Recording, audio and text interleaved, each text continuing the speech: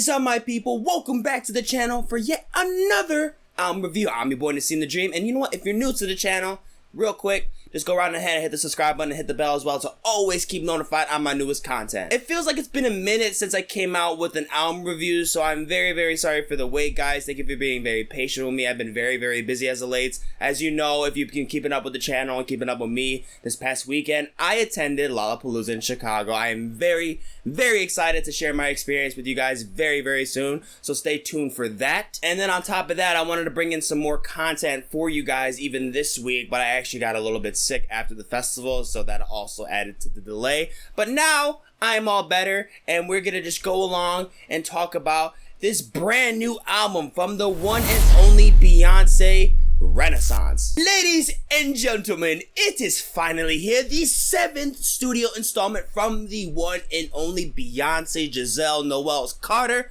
Renaissance. It has been over 6 years, 6 long years since her last studio drop, Lemonade, which became a record that told its perspective from Beyoncé about her husband's fidelity. And then on top of how awkward and intense this album really became, this record also just became such a top hit, rolling in with various amount of awards and nominations, while also surging a hype menace persona, making it well known. If you mess with the bull, you get the horns. You really get that message across from Beyoncé. Then in between this release to now, we've received this huge sensational live record, Homecoming, while also receiving the Lion King soundtrack, which I will mention was a total letdown, but not the album, the movie. But that's a different subject. I really don't want to get upset about talking about that movie, so we're gonna fast forward to now. In 2022, we are now gifted with the next chapter in Beyonce's life. Queen Bee herself is dropping this new album, Renaissance. As much as I'm excited to hear some new tunes from Queen Bee, I am really more curious about what's really been on her mind for these past few years. I have really no idea what to expect from this album. Sonically, I had an idea similar because of Break My Soul, which was the first single released off the album, but I don't know if it was because of Lemonade. Conceptually, she made me feel like she had something more to say, not exactly about the drama that happened in 2016,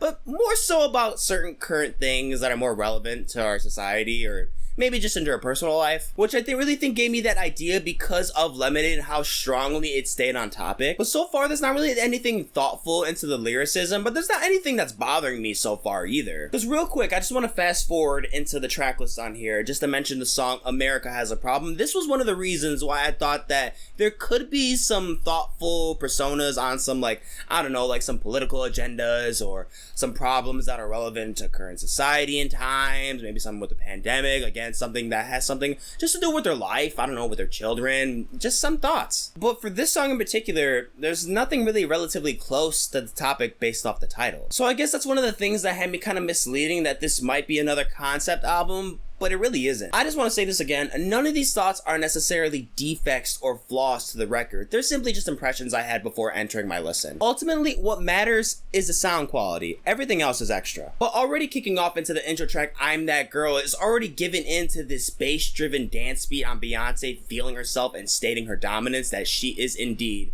that girl. So I do feel a little bit weird about this intro, but I do like the way that she controls the track and how it's on par with what she's saying, but at some times I'm not always allured with what's shown on here. So the first moments to me that pack a highlight come from the song Alien Superstar on its catchy chorus delivered from Beyoncé, which carry the most track's weight and even some of the most focused attention, while still hitting us with that same attitude and goddess persona that makes Beyoncé Beyoncé. So like I mentioned with this intro, how it's kind of had me off of my balance at first. Getting into Cozy, I don't think the song is bad, nor would I say I had a bad time playing the song, but it kind of felt like I had to really readjust myself all the way to the end of the track, where it was kind of really hard to really get into it that quickly. Because it more so feels easy to continue from Cozy on for the rest of the record, rather than going from I'm That Girl to Cozy. It just feels a little bit jagged. So it was already obvious that we might be setting some scenes into the sonic quality that might be off some like disco a little bit, which we do get more of on the song Cuff It, which at this point you really feel like the album is starting to engage and to accelerate. And at this point I really just forget about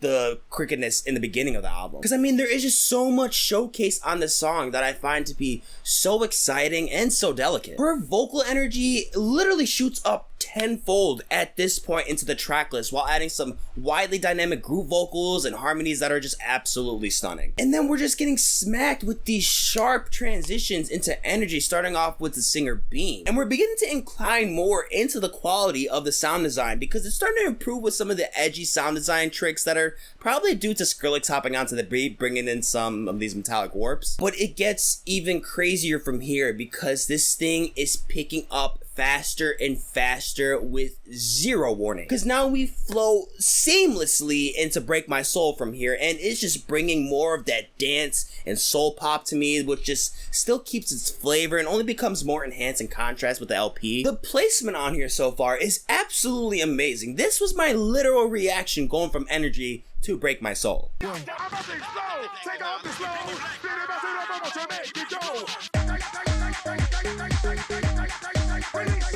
The fun just gets more fierce with Church Girl now holding up these trap drums under some soulful vocals. It is just so delightful. I really just think this is just a dope twerk anthem. I love how she adds a little thought of, hey, church girls want to shake that ass too. And some titties. I want a church girl that go to church and read your Bible. Getting back into this, Plastic Off the Sofa is just showing off Beyonce getting more intimate and lush. And she really is not holding back anything when it comes to having this sexy personality, because goddamn is it.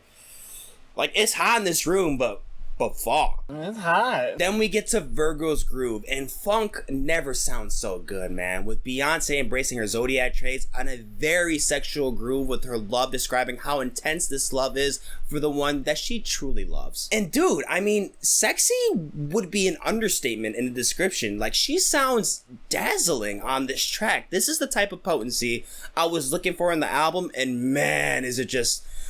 oh, it's so good. Then moving on to another highlight, the song Move featuring Tems and Grace Holmes to better adjust the setting with this jungle atmosphere with these Afro beats onto the rhythms. Real quick, bruh, let me just show Tems some love on something that's not really related to this album.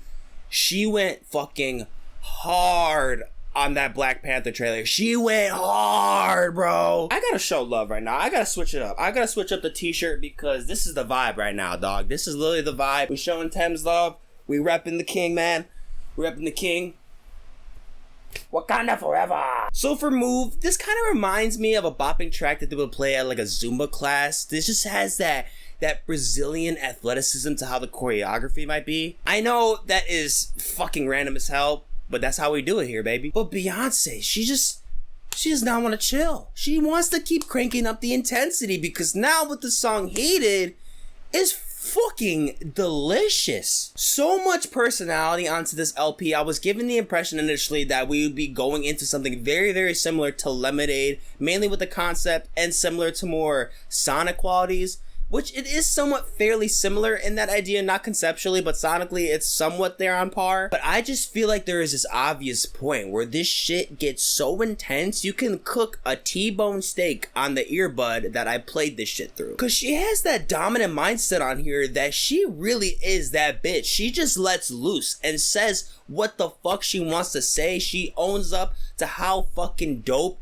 and how fucking talented she really is. This is the most alpha female dominant album of the year. Who better than Beyonce to dive in what makes this female hip hop style so jarring? This shit would make old saggy versions of men pissed off, and we love it, ladies. We fucking love it. Ladies and gentlemen, contrast is the big key word for the record. There is just so many tracks on here that are just so goddamn great with the production. It is honestly flawless with the songs that are really, really good on here. Because I pretty much digged the majority of this record. Beyonce is just a wonder of entertainment on nearly all of these tracks. There is just a great variety of elements used, seamless, and I mean seamless flow with the transitioning of song to song. It is absolutely firing. It is so exciting to play. It just feels so hot, so sexy. It is just gorgeous. It is great. Okay, yeah, so sure, it's not a perfect album. I have conflict in certain parts, like how I mentioned